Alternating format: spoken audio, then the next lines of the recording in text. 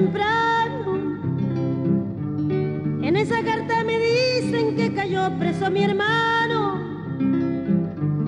Y sin lástima con grillo por la calle lo arrastraron, sí.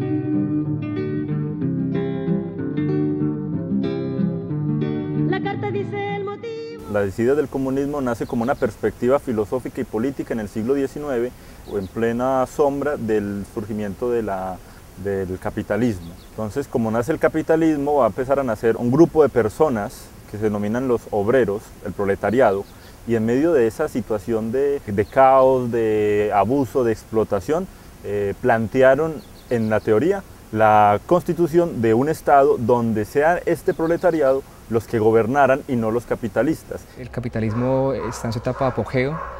La Revolución Francesa le da los principios ideológicos, la industrial le da el desarrollo económico y, digamos, estructural que lo puede sustentar. Marx pensaba que la revolución se daría en el modelo más desarrollado, el inglés, y no fue así. Se dio en el desarrollo de un modelo agrario inicialmente. En Europa del centro, al terminar la Segunda Guerra Mundial, hay una suma de muertes que ascienden a las 20 millones de personas. Entonces, la condición humana es en extremo. Hay hambre, desolación, abandono. Y todo lo que hace eso es generar toda una reivindicación del individuo. Cuando se reivindica el individuo, aparece una nueva postura frente al capitalismo, que empieza a tomar fuerza, que se denomina socialismo. Yo no he sabido nunca de su historia. Lo que harían los partidos socialistas, que vienen desde hace mucho tiempo, pero con el nacimiento de la Unión Soviética en 1923, generaría la esperanza de que así como se logró un cambio político en la Unión Soviética, en la antigua Rusia, en otros países se puede. Entonces, en América Latina aparecerían grupos de izquierda que promulgarían por un cambio de gobierno capitalista a un gobierno comunista. Solo fue hasta la Revolución Cubana del 59 que eso se volvió materialmente más posible. Hubo un traslado de un modelo europeo a un modelo latinoamericano, hubo una adaptación, una relación justamente, o la experiencia vivida en Cuba. Es una adaptación del modelo no tanto soviético, sino un modelo socialista aplicado al contexto latinoamericano, que ha permitido un diálogo entre naciones, entre proyectos de Estado. El Estado ruso empieza a darle la mano en educación, en deportes, en alimentación, capacitación, en música, en estética, a los habitantes de Cuba. Aprendimos a quererte. Yo no puedo pensar ningún tipo de dominación social de derecha o de izquierda que no conserve ciertos elementos identitarios. En esa medida, yo pensaría que cualquier tipo de Estado, sin importar si es de derecha o de izquierda, construye referentes y que orienten un modelo a seguir. Yo pienso que el tema del imaginario aquí entraría. Yo construyo un ícono, construyo un referente, lo perfilo como lo que debería ser, como el mundo posible, por eso es tentativo, porque es etéreo, y en esa medida se consolida un modelo disidente al establecido. Todas las revoluciones necesitan íconos, necesitan símbolos. En el siglo XX lo que hacen las revoluciones, y eso lo generaría no solamente la comunista, sino también los movimientos fascistas, es endiosar al personaje. Eso lo vemos en las imágenes de Hitler como Führer, en las imágenes de Mussolini como Duce, en las imágenes del generalísimo Franco en España. El ícono más reciente que tiene Latinoamérica es el Che Guevara, después de la presencia de Fidel Castro, un tipo que ya no aparece. Ese era un ícono que tuvo su mejor momento en los 70 y los 80 cuando estaba en alza el comunismo. Ya con la caída del muro de Berlín, pues también se olvida Cuba, ¿verdad? Te habrán matado la carne. De América para los americanos. Estados Unidos desde la Guerra Fría tuvo un papel preponderante y cambiante al mismo tiempo.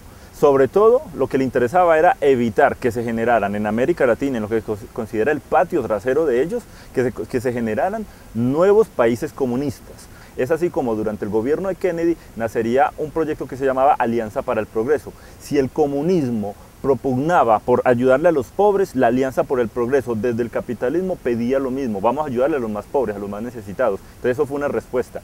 Otras fueron respuestas mucho más dramáticas y duras, como el golpe de Estado contra el gobierno socialista de Salvador Allende en 1973, el 11 de septiembre, la invasión de Grenada en los años 80, fueron respuestas del gobierno de Estados Unidos dramáticas y fuertes en contra del comunismo, además de el apoyo a fuerzas contrarrevolucionarias o de guerrillas contrarrevolucionarias como en el caso de Nicaragua o de El Salvador, o incluso de gobiernos totalmente enemigos del comunismo, violadores de los derechos humanos, pero alienados a los intereses de Estados Unidos, como Chile, Brasil, Argentina, Perú en su momento, Ecuador, mejor dicho, casi todos los países de América Latina que tenían su dictador violento, violador de los derechos humanos, pero simpatizante a los intereses de Estados Unidos. Creo que es una característica de los grandes imperios la incapacidad para reconocer al otro, reconocerlo en la diferencia. Estados Unidos como imperio no ha permitido construir diálogos tranquilos con lo disidente, con lo que considera contrario. Lo que experimentamos en América Latina fueron dictaduras que era la respuesta de Estados Unidos a un modelo distinto. No un diálogo con un modelo disidente, sino una confrontación. Estados Unidos siempre ha querido ser globalizante, siempre ha querido dominar con sus tentáculos desde el Pentágono todo el mundo. Siempre son intervencionistas. Pues tú sabes que en cualquier momento uno se está comiendo una hamburguesa McDonald's. Para hacer esta muralla. Cuba tenía una alianza plena en su ideología con los países del Cono Sur, mientras que Colombia tenía una relación estrecha con el norte. En su momento siempre ha sido así. Latinoamérica tiene un péndulo hacia la izquierda. Yo creo que la tesis de que la revolución se hace a través de la vía armada logró triunfar fundamentalmente en el caso cubano. Digamos, no encontramos en América Latina un lugar distinto a ese. Entonces creo que es un modelo que logró imperar. El movimiento social y campesino tuvo fuerte filiación con el movimiento armado. Eso favoreció una sublevación de un Estado.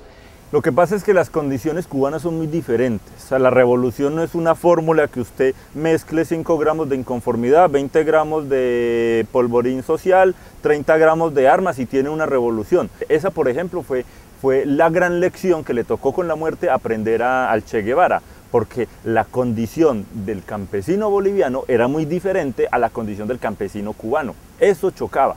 Por eso es que en algunos países las revoluciones no alcanzaron a triunfar, porque las condiciones eran diferentes y porque además en algunos momentos la presión de Estados Unidos ayudó o a aplacar o a eliminar cualquier tipo de brote comunista. Levántate. Es equivocado pensar que de pronto el modelo socialista es de todos para todos por igual, porque eso no es cierto. Digamos, la teoría puede plantear un modelo ideal, pero en la práctica no, y creo que en Rusia se vivió justamente eso, un modelo teóricamente válido y valioso, pero mal aplicado. Creo que hubo excesos de un Estado demasiado fuerte, férreo, dogmático. Toda esa penetración absorbente también sucede en Venezuela, también sucedía en Cuba cuando Fidel Castro hablaba por más de 8 horas en la Plaza de la Revolución. Son presencias masivas, intensas, lo mismo hacía Pinochet.